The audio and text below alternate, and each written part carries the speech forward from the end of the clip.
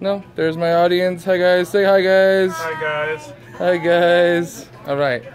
So keep my whole body on the camera, please, so you can see me. All right. Thank you for being here. I did my speech on why the Washington Redskins should change their name. It's racial. Native Americans are very offended by it, and here we go. In the 21st century, it is outrageous that we allow a professional sports team to be called the Washington Redskins. Think about it. Redskins. What if I called them the Washington Blackskins? What if it was the Portland Hillbillies? What if it was the South Carolina Honkies? We would change the name, right? What if it was the Washington Negroes? I'm sorry, it wouldn't be allowed. So therefore, it should not be allowed today. It just shouldn't be. In the DC area, it's actually a reference to Chocolate City because of the high African American demographic, and I find that offensive as well. So in an area where they already have problems with that, I think it's only appropriate that we rise up and stop Daniel Snyder, the Washington Redskins owner, from keeping that name and making a fortune off.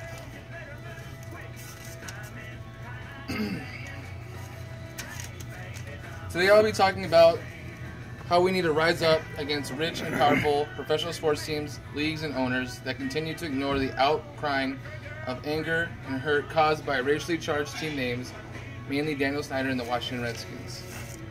I will be talking about the specific names that have been targeted of petitions that have been ignored, and I will also talk about what sports fans and society can do to finally get these teams to relinquish their racist copyright of their degrading team names. I personally am not a Washington Redskins fan, but I am, however, a very big sports fan. Go Seahawks. I'm an even bigger fan of how we treat people. Did you just put your thumbs down, young lady? Of how we treat people. I treat every person, every race, every creed with respect and dignity, and I feel that everyone should. The truth is that Native American outcries and calls for the Washington Redskins owner Daniel Snyder to change his team's degrading name have been ignored and dismissed for far too long. Daniel Snyder, again the owner of the Washington Redskins, has been very adamant about not changing his team's name. On many occasions, Daniel Snyder has said that having the team name Redskins is honoring Native Americans. I can assure you, in no way is it honoring Native Americans. He continues to tell reporters and naysayers that the natives he has spoken with are honored by it. However, any testimony from a Native American saying such is very far and few between or non-existent. If the majority, or even just a portion of the masses, is offended by the name of the Redskins, Braves, Indians, then why shouldn't it be changed? If someone's upset about it, we should do something about it. It should not be allowed. An article from NativeCircle.com written by John Tuhawks of Oglala, Lakota, writes as follows. So let's just hit the basics. The R word is racist, not an honor. Mascots and fans dressing up like Indians, not an honor. It is insulting and highly offensive. Fans performing the tomahawk chops at games are insulting and highly offensive, not an honor. Are we seeing a pattern here? Let me put it this way. I don't care what it is you think you want to honor someone with. If they tell you it's not an honor, it's not an honor. End quote. Now, how much is the Redskin logo worth?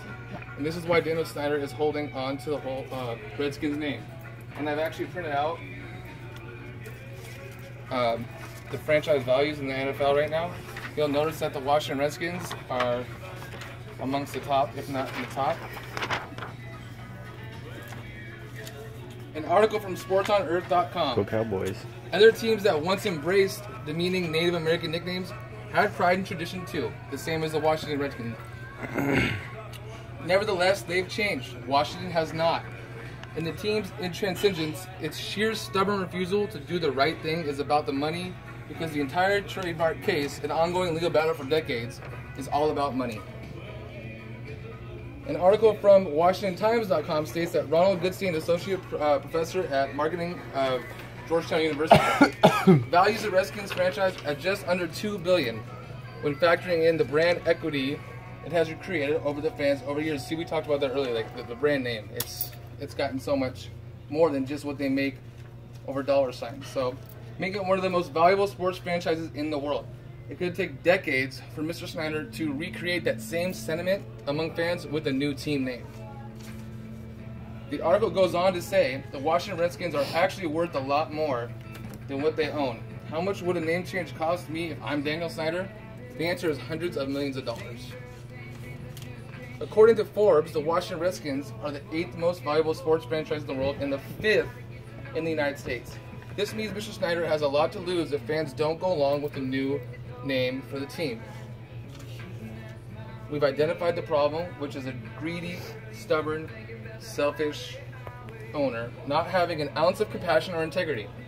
In order to get Daniel Snyder to take any positive action in the changing of his team name, people who wish to see it change have got to get his attention through his pockets, through his finances.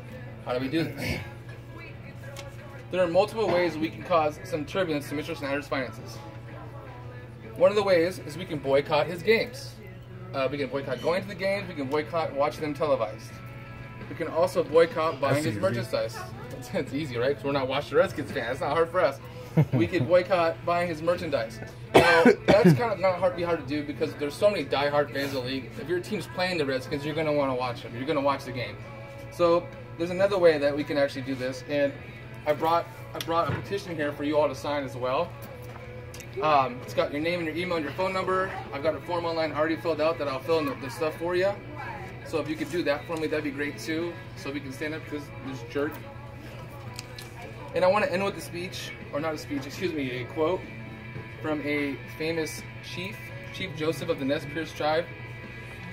Whenever the white man treats the Indian as they treat each other, then we will have no more wars. We shall all be alike, brothers of one father and one mother, with one sky above us and one country around us.